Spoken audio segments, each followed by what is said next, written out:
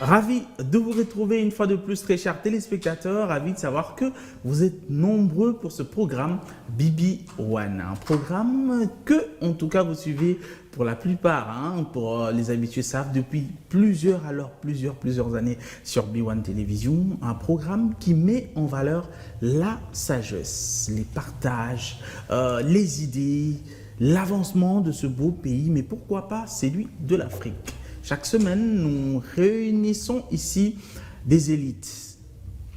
Femmes, hommes viennent sur ce plateau pour discuter autour d'un sujet, trouver des solutions, apporter un plus dans le savoir, dans l'apprentissage, dans en tout cas le tibia, comme j'aime le dire, de ceux qui vont nous suivre. Donc très heureux de savoir que nous allons passer un très bon moment aujourd'hui sur ce plateau. Comme d'habitude, j'ai des invités, mais aussi un magnifique public. Donc je vais pouvoir demander à tout le monde ici de pouvoir acclamer pour sa présence. Est-ce qu'on peut acclamer un peu plus fort? Et donc, vous voyez que c'est comme ça commence toujours Bibi One. Les habitués le savent, comme je disais tout à l'heure. Nous allons en tout cas passer un moment de partage, de sincérité, de profondeur, j'en suis sûr, parce que ceux qui sont avec nous aujourd'hui sont des jeunes, mais en tout cas qui marquent déjà dans la jeunesse. Encore mieux qu'aujourd'hui, nous allons parler de la jeunesse. Donc, je vais commencer avec la présentation. Juste à ma droite, j'ai Madame Eldi Mapepe, qui est COE d'une entreprise informatique. Ça me plaît parce qu'aujourd'hui, on a tendance à penser que les femmes, c'est juste payer les habits à Dubaï, venir vendre ici. Mais voilà qu'il y a une dame qui ramène quelque chose d'extraordinaire. Bonjour Madame Eldi. Bonjour. Vous allez bien? Je vais très bien, merci. Bien habillée? Merci. Kanagi Bisso, hein? Ah, Kanagi Bisso. On l'acclame un peu, non? Alors, je parlais de vous tout à l'heure. Est-ce que pouvez-vous en dire plus sur vous? Qui est Madame Mapepe? C'est pas passé loin d'être ma papa, mais c'est ma Pepe. On l'acclame encore un peu. Je suis Eldi Mapepe. Je suis CEO de 243 Technologies, qui est une entreprise informatique qui offre des services et qui a également ses propres produits informatiques. Alors, comme service, nous avons le service de consultance, de développement d'applications, la qualité assurance et l'analyse et traitement de données. Et comme produit, nous avons 243 apps, qui est une application de gestion d'entreprise. Elle permet de pouvoir gérer la présence de personnel en ligne, mais aussi de créer ses factures le plus rapidement possible et les customiser selon ses désirs. Mais aussi, elle permet de suivre et de créer le projet en interne en entreprise et maintenir une bonne relation entre clients et fournisseurs. Et la deuxième application, c'est ID. Okay. Qui est une application qui sera bientôt disponible. Elle vise à résoudre le problème de kidnapping. Okay. Donc, nous sommes encore en cours de négociation avec le ministère des Transports et l'ANER, mais je pense que d'ici peu, ça sera déjà disponible. J'allais dire, mais mais je dis, yo jeune boy, Maram Bébélé, vraiment. On l'acclame encore. Très bien, on va revenir sur vous. Alors, je reviens un peu de ces côtés pour accueillir la présidente de la fondation Denise Mopoy, qui est Madame Denise Mopoy. Oui. Bonsoir. Bonsoir. Allez bien? Oui, Dieu fait grâce. On dit bien, on dirait n'a pas les caca, on a la TV à l'aise. Lorsqu'on est bien accueilli, donc on se sent à l'aise. Oh, c'est bien ça. Donc, vous êtes bien accueilli sur Bibi One. Oui, oui. Ok, bien habillé aussi. Hein. Merci beaucoup.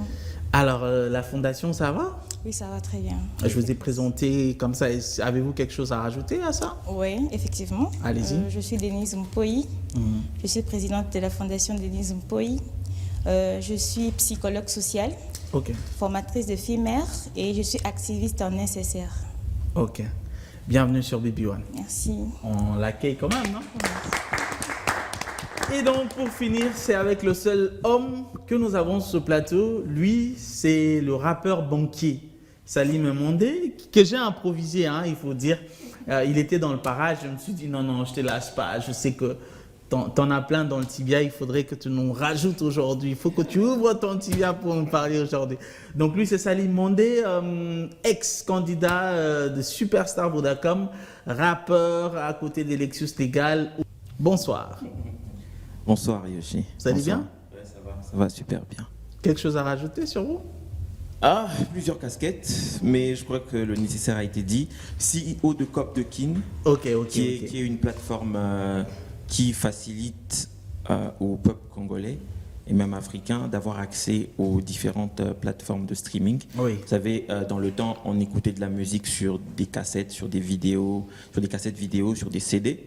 Aujourd'hui, tout se fait en ligne. C'est qu'on a pas mal des plateformes qui diffusent des films et de la musique en ligne.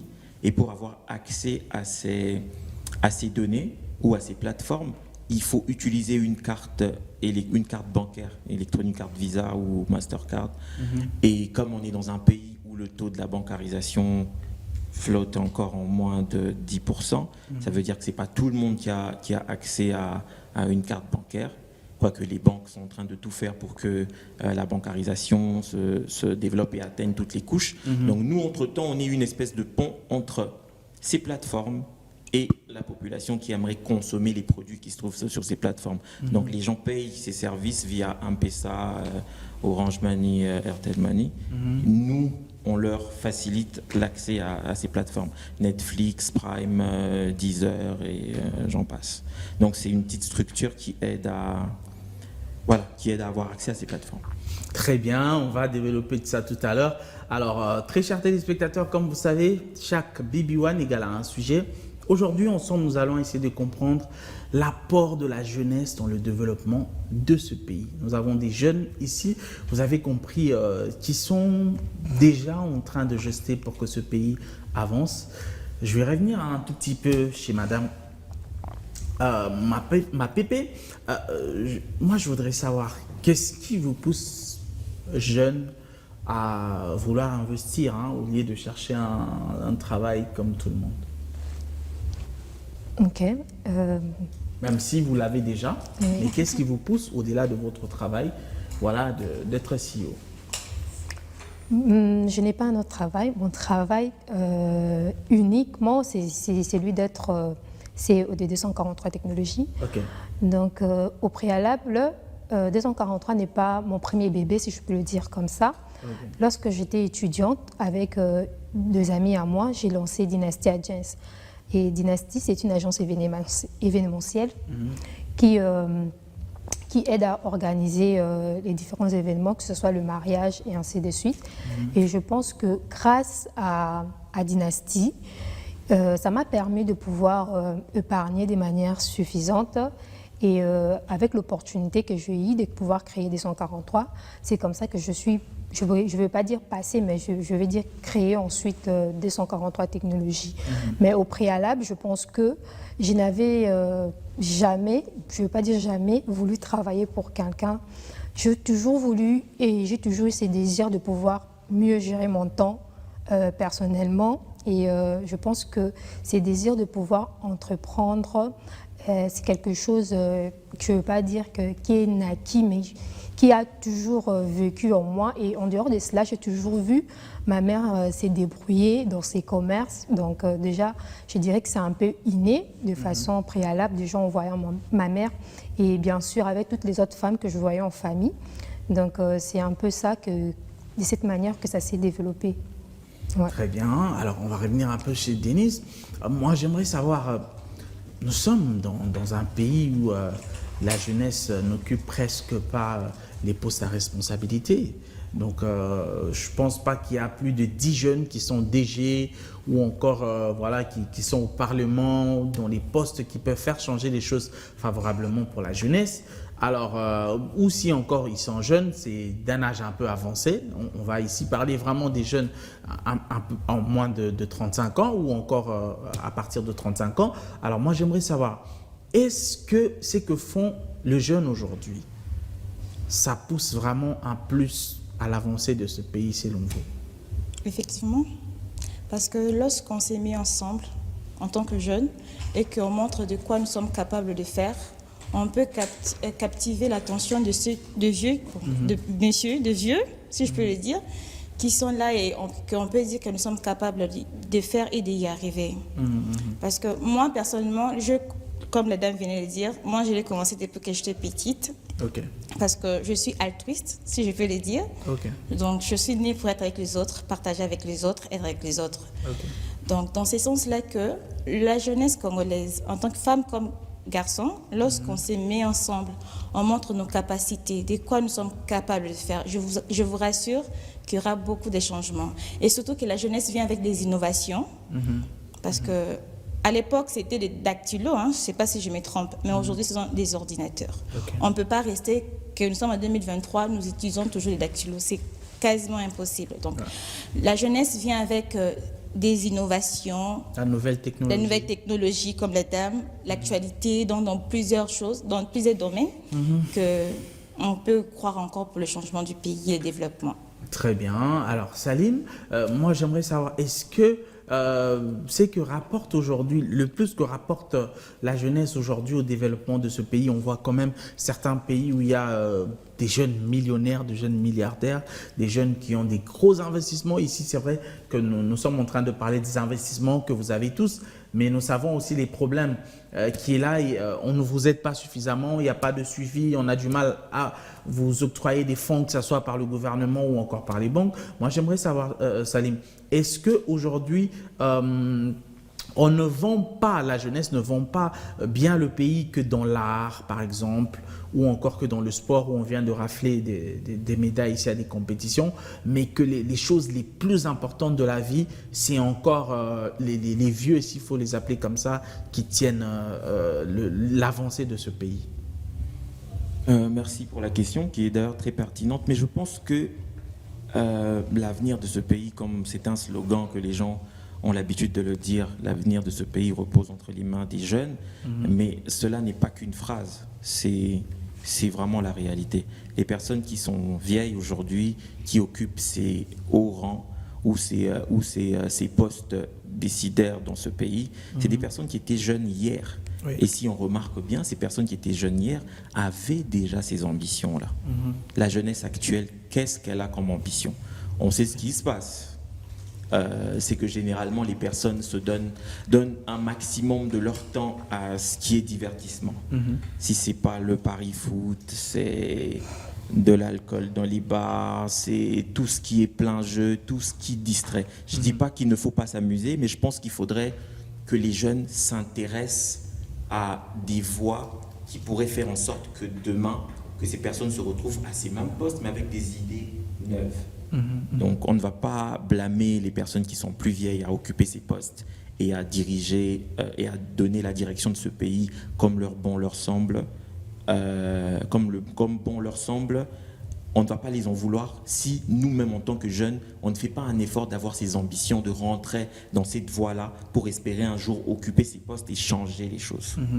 Donc je pense que la responsabilité revient aux jeunes qui devraient en principe avoir cette vision d'occuper ces postes-là demain, si pas dans un avenir proche, et de pouvoir booster, de ramener un sang neuf, quoi. Très bien. Alors, Salim le disait, la responsabilité est un peu partagée, mais beaucoup plus, elle pèse sur la jeunesse. Je pose cette question très souvent, en disant que est-ce que vous, aujourd'hui, le gouvernement vous appelle via, je sais pas, le ministère de la Jeunesse ou de la Femme ou encore des Affaires sociales pour vous financer à travers votre entreprise de façon à développer avec 20 000 $. Quand on vous le donne aujourd'hui à 12 heures, la première des choses, c'est pas l'appel vers ton chéri. La deuxième des choses, c'est pas acheter une petite voiture. Attends, moi 3 000, attends. Est-ce que ça sera cet argent totalement investi dans les business? Là, on parle de vous, la femme, mais on sait que nous, les hommes, c'est Momi, Capella, H, ainsi de suite. Alors vous? Alors, sincèrement, on a vu que la TV vraiment, sincèrement, vraiment, ah, madame, elle dit 20 000 $, ah.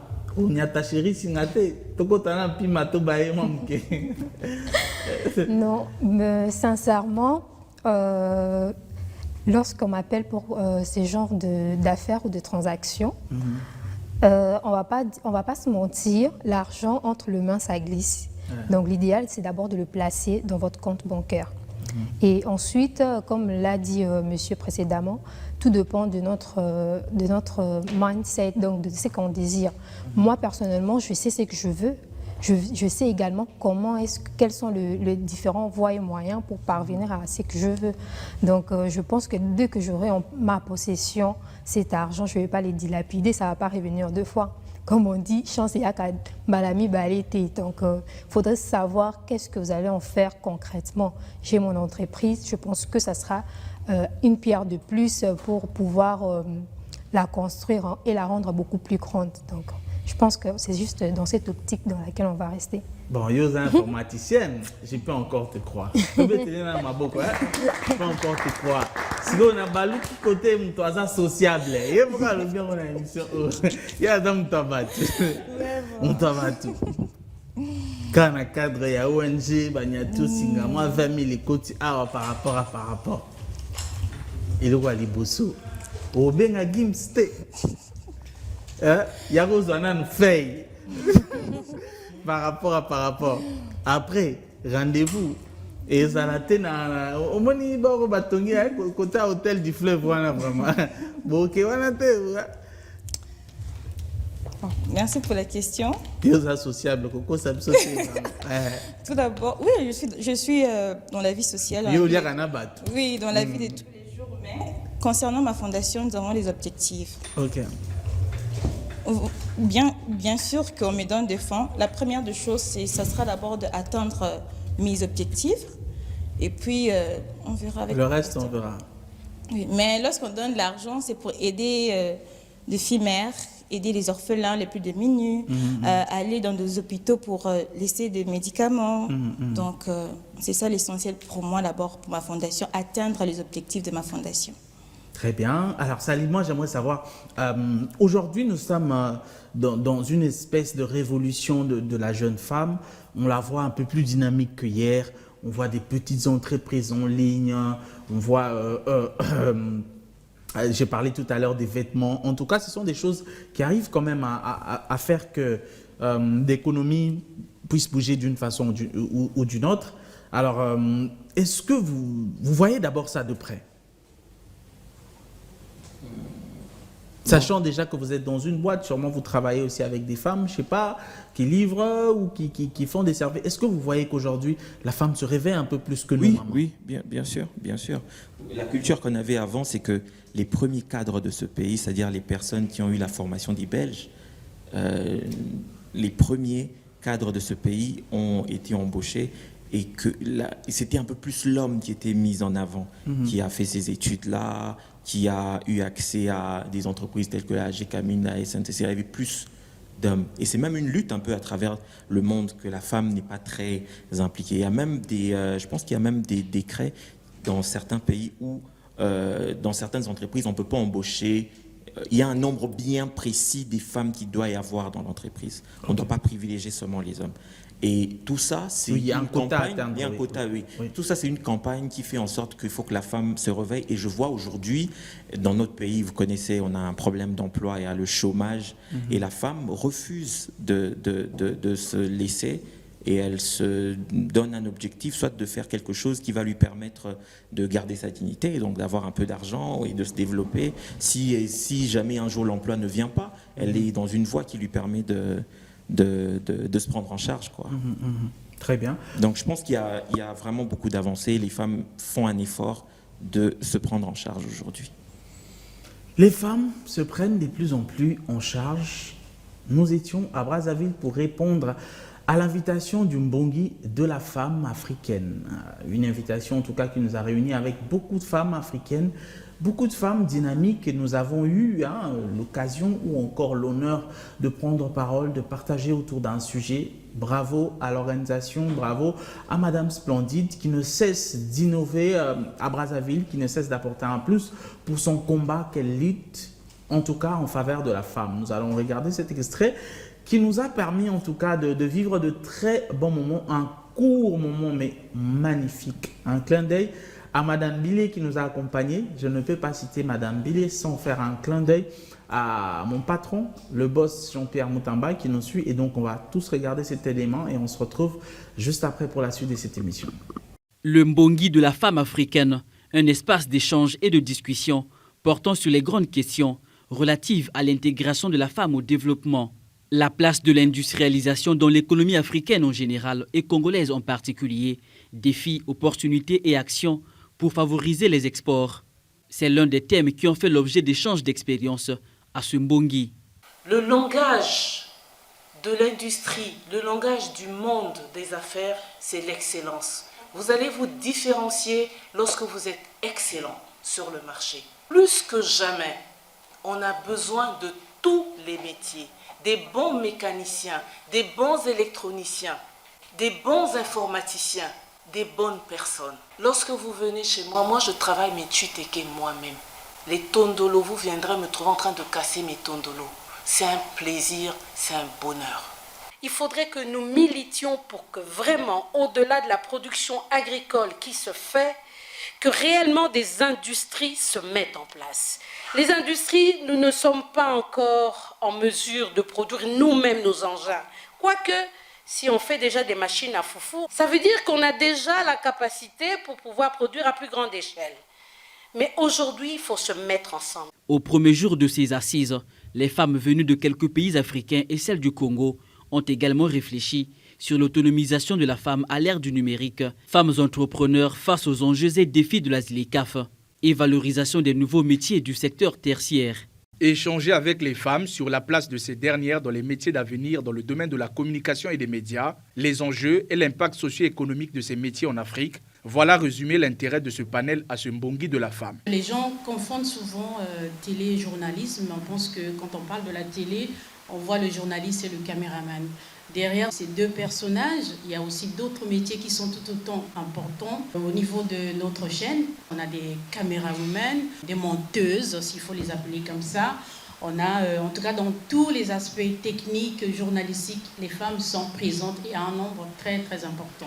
La femme, elle doit se promouvoir par son savoir, par ses compétences. Est-ce qu'il y a des femmes aujourd'hui dans les métiers, de soit de la communication, du journalisme, qui sont en train de voir ce que l'intelligence artificielle peut leur apporter? Ailleurs, ça s'est fait déjà. Il y a des gens qui se forment, pas seulement dans les universités, il y a des formations en ligne. Un autre thème développé au cours de ces assises, le droit et la sécurité sociale de la femme, défis et perspectives. Les panélistes ont tour à tour parlé des droits attachés à la femme et les mécanismes pour garantir sa sécurité sociale.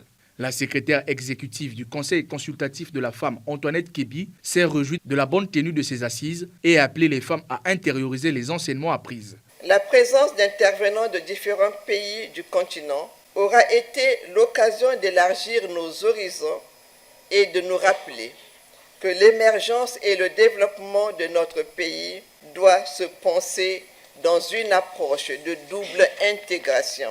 Intégration continentale par rapport aux différents États du continent et intégration sociale par la prise en compte de la femme comme moteur du développement de nos nations. Les recommandations issues de ces assises seront transmises au pouvoir public pour une meilleure prise en compte. La remise des attestations de participation aux femmes venues de plusieurs pays d'Afrique et aux partenaires a clos cette cérémonie.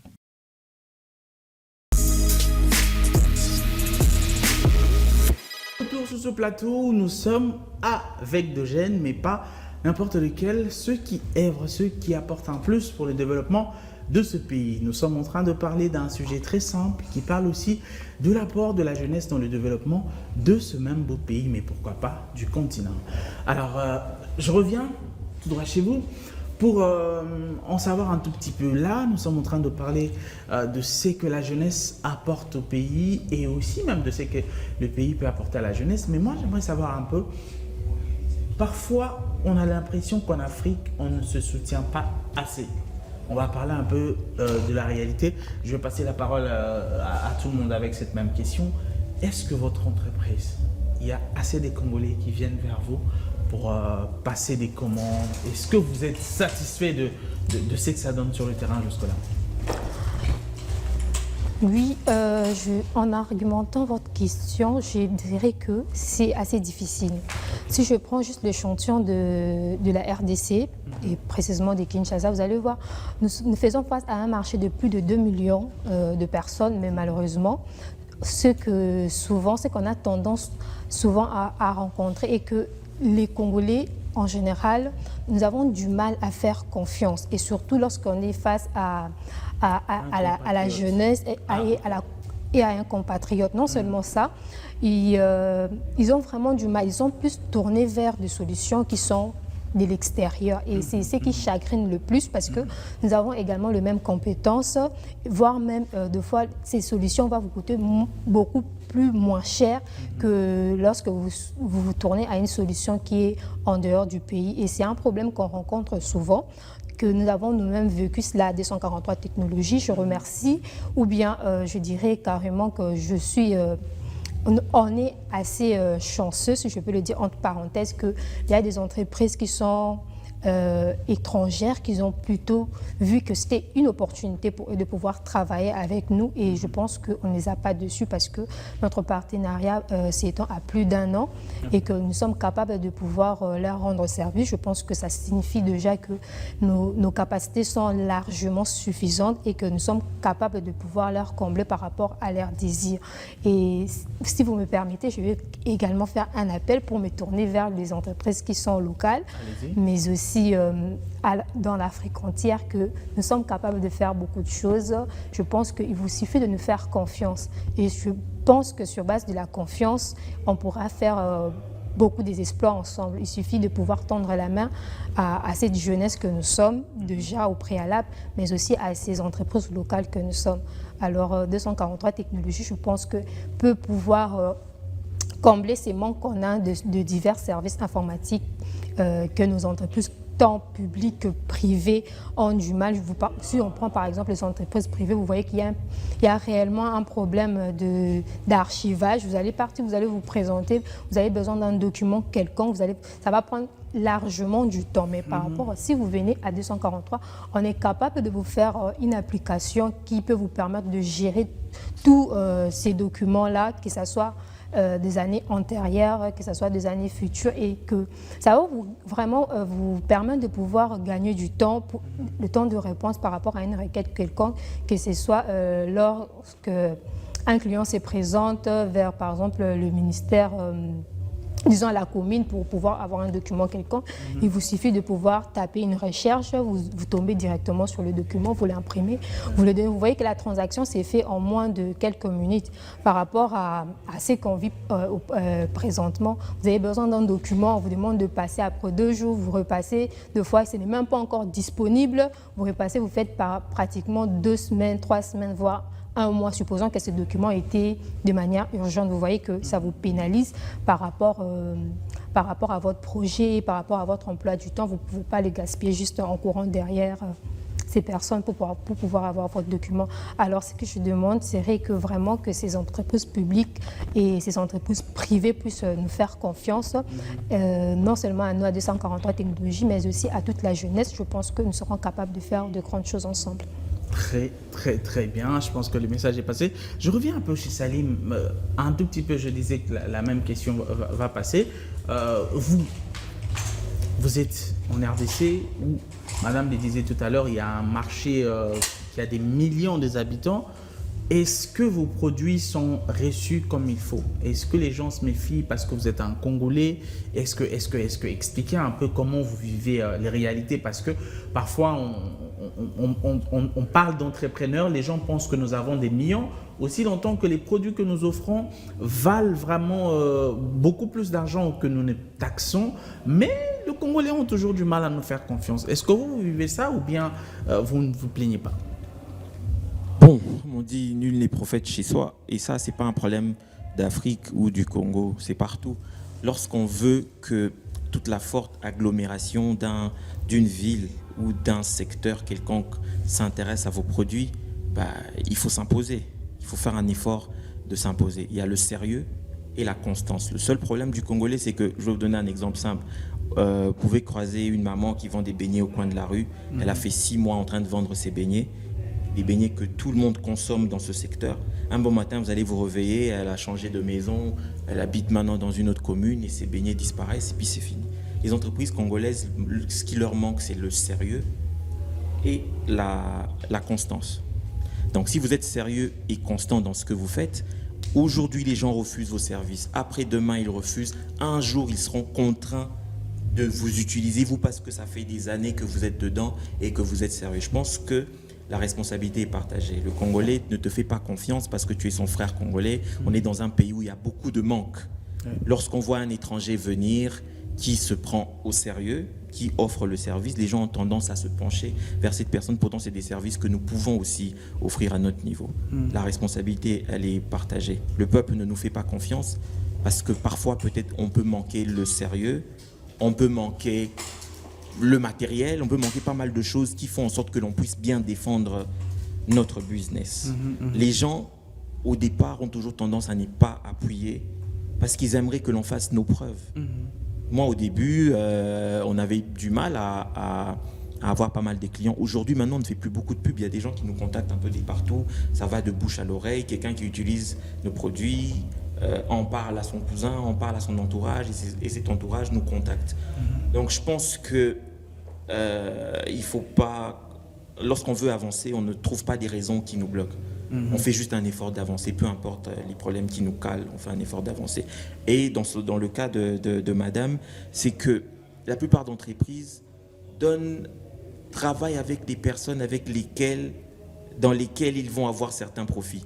Une pratique qui est très mauvaise. Notre pays a beaucoup de cheval de bataille.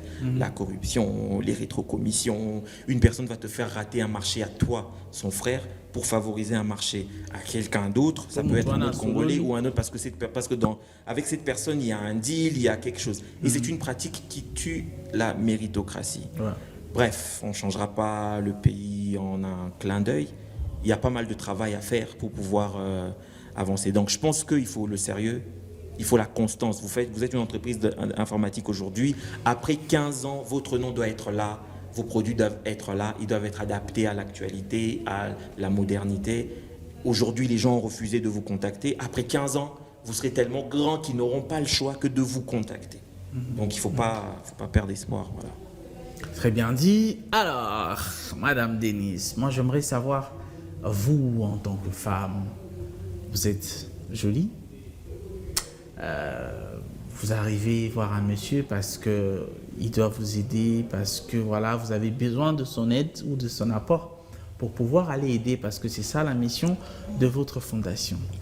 Je parie que vous les faites souvent. Est-ce que, en tant que femme, vous voulez servir la jeunesse, vous voulez apporter un plus? Parce que c'est aussi une façon de développer. Quand on aide les autres, ils avancent, leur morale est de plus en plus bien et leur santé également.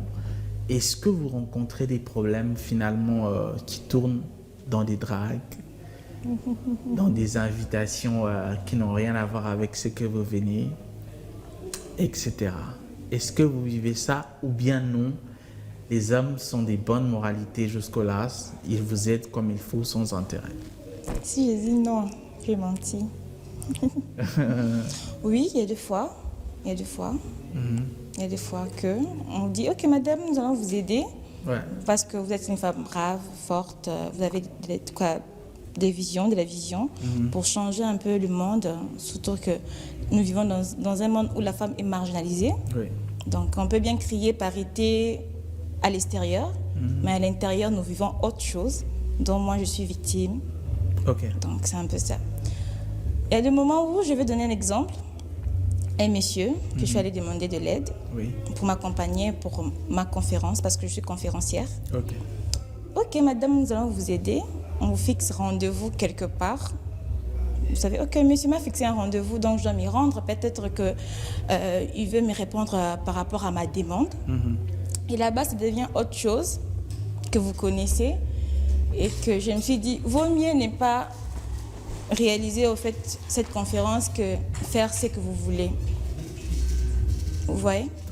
Donc ça arrive, c'est fréquent, c'est vraiment fréquent chez les femmes. Et si vous n'êtes pas une femme forte, donc c'est compliqué. La première des choses, c'est vous savoir ce que vous voulez faire et allez de l'avant et que rien ne vous empêche. Si l'autre là-bas vous propose, il y a des personnes qui sont raisonnables, bien éduquées et qui savent lorsqu'une femme se lance dans quelque chose, c'est pour le bien des autres. Donc c'est un peu ça.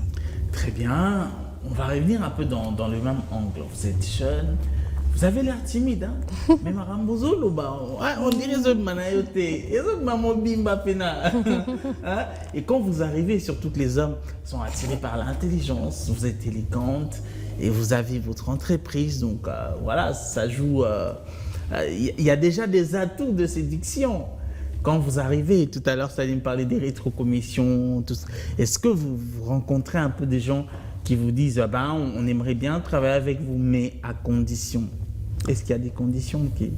Oui, effectivement, si je disais non, peut-être pas personnellement, mais de manière générale, ce sont de cas qu'on arrive à se rencontrer facilement. Déjà, il y a le problème d'abord, le premier, je pourrais dire, la jeunesse. Le fait d'être jeune, il y a souvent les personnes en face de vous vont avoir du mal à vous prendre au sérieux par rapport d'abord à l'âge. Et c'est quelque chose aussi qui handicape certaines personnes, si je dois les dire comme ça. Mais on doit voir au-delà de notre âge, parce que ce n'est pas l'âge qui définit une personne, ni le fait d'être vieux, ni le fait d'être jeune. C'est plutôt ce qu'on apporte vis-à-vis de son interlocuteur, mais aussi par rapport à notre objectif, à notre désir également. En dehors du facteur de l'âge, bien sûr, il y a également d'autres antivaleurs, comme par exemple cette idée ou bien ces désirs de séduction que a souvent la jante masculine lorsqu'il est en face de la jante féminine, de vouloir d'abord, même si ce n'est pas quelque chose qu'il veut faire au préalable, mais il va toujours vouloir tenter. Parfois, c'est les contraires aussi. C'est la jante féminine qui s'est dit. Oui, au fait, je pense que ce sont des responsabilités qui sont partagées. Deux fois, la femme, si elle n'a pas confiance en elle, elle n'a pas confiance à son projet, elle n'a pas ces forts traits de désir de pouvoir le réaliser, par exemple, elle s'est dit que je vais toucher à tout, par exemple, pour pouvoir réaliser ce que je veux. Exactement. Déjà, elle se prépare dans cette optique de vouloir séduire la personne avec qui elle est en face, c'est même aller dans des antivaleurs pour pouvoir atteindre ses objectifs. Alors, dans ces cas, c'est cette femme qui est fautive par rapport à ce qu'elle désire et la manière à laquelle de vouloir faire les choses. Mais en autre partie, il y a cet homme qui est en face de vous, qui, même si au départ, il n'a pas cette envie de pouvoir passer, disons, de la faire passer sous la table, mais il va vouloir peut-être essayer, il va se dire, nous tenter, Natal, à ce cas faible ou pas, vous voyez. Donc, je pense que déjà... on ne sait jamais. Voilà. Je pense que déjà, au préalable, lorsqu'on vient avec cette idée en tête, c'est décevant, ça fait vraiment du mal. Et c'est quelque chose qu'on rencontre souvent. Mais je pense que, comme l'a dit monsieur, lorsqu'on a vraiment ces désirs de vouloir faire avancer les choses petit à petit, peut-être là, présentement, vous vous sentez un peu coincé parce que vous êtes, entre guillemets, disons, petit, mais au fur et à mesure que vous êtes en train de croître, votre renommée est en train de croître également, je pense qu'il n'y aura nulle personne qui peut se tenir devant vous pour vous solliciter ou pour vous dire n'importe quoi par rapport à cela. Et en dehors de ça, il y a également ces pots de vin qui est versé pour un projet. Vous pouvez être capable de le réaliser, mais la personne s'est dit, pourquoi cet argent va aller dans sa poche? Il va aller chercher un cousin, une cousine, je ne sais pas quoi, dans lesquels il sait que, par exemple, j'aurai pratiquement le 50% de la commission. Je vais lui passer le marché. Et c'est quelque chose qu'on retrouve souvent dans notre milieu social. Et c'est vraiment décevant parce qu'il y a ces personnes douées, ces personnes très présentes qui sont capables de vraiment rendre des services de très bonne qualité, mais malheureusement n'ont pas l'opportunité. Malheureusement, n'ont pas l'opportunité. Et malheureusement aussi... J'allais ajouter par rapport à ce que la dame a dit. Allez-y. Premièrement, lorsqu'on parle, c'est présenter pour un projet. C'est la manière dont tu te présentes sur la personne. Parce qu'il y a plusieurs filles, lorsqu'elles se présentent pour présenter leur projet, la manière de s'habiller, la manière de parler, la manière de se comporter, au fait, peut pousser à la personne à tenter ou pas. Parce que la manière dont tu te vends, c'est la manière dont on va t'acheter. Donc, lorsque tu viens présenter ton projet et que tu te vends moins cher, le monsieur peut en profiter pour dire qu'on voit que tu veux seulement arriver à réaliser ça. Donc, peu importe en fait le voie, je veux que ça puisse arriver. Mais lorsque tu viens avec des objectifs clairs et que tu te présentes de quoi tu es capable de faire et tu es clair dans ce que tu veux faire, même le monsieur aura honte pour vous tenter. Donc, c'est un peu ça. Donc, présentez-vous avec des objectifs clairs, votre manière de parler, votre manière de s'habiller, votre manière de se tenir, ça peut tout changer. Très bien dire. Ça peut tout changer. Malheureusement, ce qui change en ce moment, c'est le fait de se dire que nous sommes pratiquement arrivés à la fin de ce numéro de l'émission. Un numéro qui était doux, en tout cas qui continue à l'être. Nous allons quand même prendre un dernier mot de nos différents invités pour pouvoir clore avec ce numéro. Nous allons commencer par le rappeur banquier. Alors Salim, j'aimerais que vous puissiez dire un peu à nos publics comment ils font pour avoir vos services, comment on fait pour pouvoir avoir Netflix, Deezer et tous les autres. Est-ce que avez-vous un numéro à communiquer ou vos réseaux sociaux, comment on fait? Sur Facebook, c'est écrit Cop de Kin, C-O-O-P de chiffres, Kin, K-I-N, donc Cop de Kin. Ok. Sur Facebook, sur Instagram aussi. Et le numéro, c'est le 84 42 77 567. Répétez. 84 42 77 567. C'est un numéro WhatsApp. Il faut juste écrire, juste laisser un message et il y a un service qui travaille de 8h à 18h pour vous prendre en charge. Très bien. Alors, pour finir complètement, j'aimerais que vous puissiez passer un message à la jeunesse qui nous suit en ce moment. De leur motiver. Beaucoup vous suivent, beaucoup savent d'où vous venez et tout ce que vous fournissez comme effort pour être où vous êtes. Alors, est-ce que pouvez-vous transmettre la même énergie que vous avez à certaines personnes qui pensent que voilà, on se réveille un matin et on devient Salim? Bon, ce qui est vrai, comme le thème tourne autour de la jeunesse, comme on dit, une jeunesse ratée est une vieillesse hâtée. Donc, une jeunesse que l'on rate, quand on rate sa jeunesse, on hâte sa vieillesse.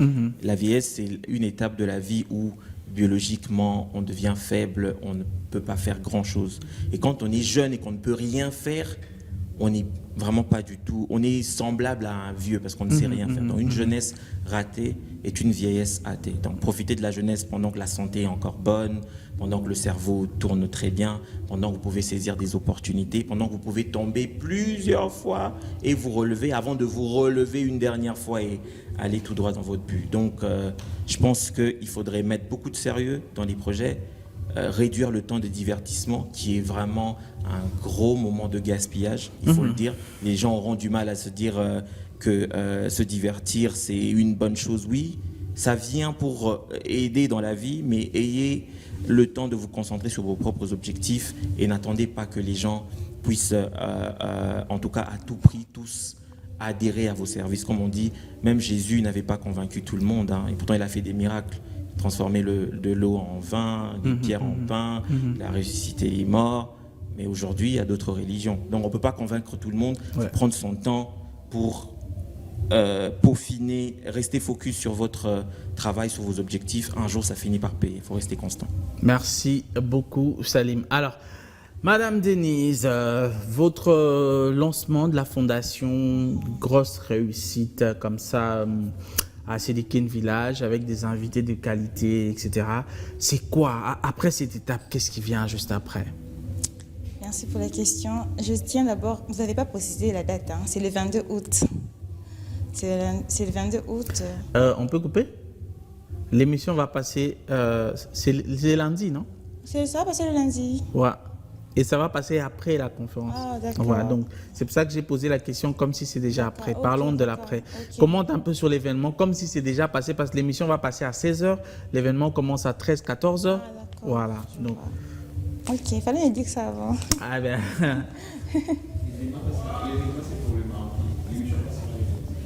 Même si l'émission va passer encore la semaine prochaine, ça va faire comme si l'émission est trop vieille. Ah, d'accord. Tu comprends, non? Oui, je comprends. Ok.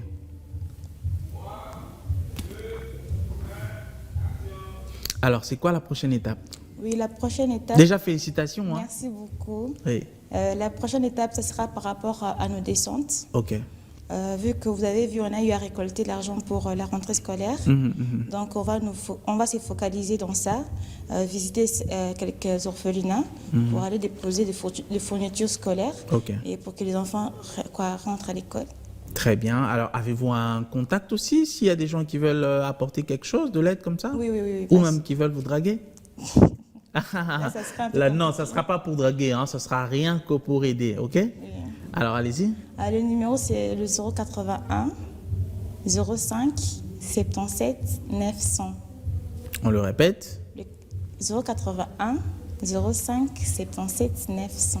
Très bien. Alors, madame, je reviens chez vous. Il y a sûrement des gens qui voudront aussi entrer en contact avec vous. Comment on fait pour vous joindre? Alors, nous sommes disponibles sur tous les réseaux sociaux au nom des 243 technologies, mais aussi notre site internet, c'est 243technologies.com. Et notre adresse physique est sur le numéro 6, avenue Taboura, la commune de La Gombe. Nous sommes au 3e niveau. Oui. Alors, j'aimerais que vous puissiez passer un message fort à la jeune femme qui va vous suivre, parce que vous êtes très jeune et très dynamique, ça se voit. Cette femme, comment elle doit faire pour devenir vous?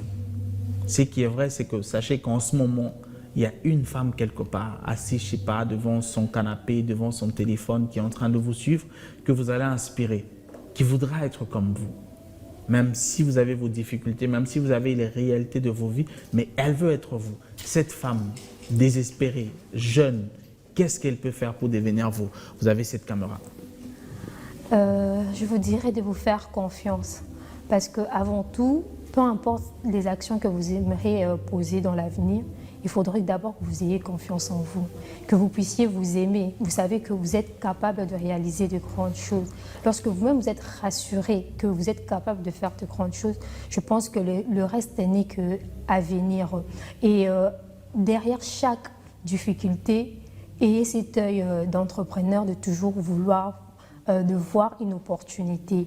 Et ça ne vous demande pas grand-chose. On ne demande pas d'avoir 1 million pour vous lancer dans peu importe quel commerce. Il vous suffit d'avoir les idées, le désir de vouloir apporter des solutions. Moi-même, personnellement, je ne suis pas issue d'une famille riche, si je peux le dire comme ça, mais j'avais ces désirs de vouloir apporter ma pierre dans cette grande édifice qui est la RDC. C'est bon de vouloir développer notre pays, de créer des emplois, d'aider l'autre également. Je pense que si vous avez ces désirs réels de pouvoir apporter des solutions et de vouloir faire avancer les choses dans votre pays, alors faites-vous confiance. Je pense que ça va vraiment vous aider à pouvoir vous lever et de pouvoir avancer. Merci beaucoup. Alors, très chers téléspectateurs, ça a été un plaisir en tout cas de commencer cette émission avec vous et de pouvoir la finir en bonté. Ça a été un plaisir de savoir que vous avez été scotché, vous avez été assis ou je sais pas, en train de dormir ou je sais pas, couché, j'allais dire, ou quelle position, en train de suivre cette émission BB1. Cette sagesse que nous partageons tous les jours, c'est celle qui doit faire avancer vos vies, vos projets, vos entreprises, mais faire avancer la RDC et pourquoi pas l'Afrique. Et donc, ça a été un plaisir, comme je disais tout à l'heure, on va faire comme d'habitude, c'est de pouvoir lever tous nos mains et de dire bye bye. Bye bye. Voilà, on s'acclame. Beaucoup de MC Baba.